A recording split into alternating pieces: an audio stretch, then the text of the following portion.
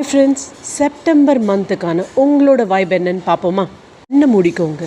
ஸ்க்ரீனில் தெரியுற இந்த 4 கீழே எது உங்களை ரொம்ப அட்ராக்ட் பண்ணுதோ அதை சூஸ் பண்ணிக்கோங்க. ரெடியா?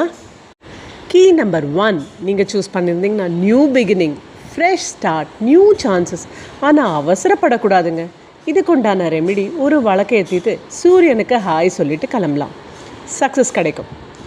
கீ நம்பர் 2 சூஸ் பண்ணியிருந்தீங்கன்னா மணி, க்ரோத், குட் ஆப்பர்ச்சுனிட்டிஸுங்க. ஆனால் பார்த்து செலவு பண்ணணும்.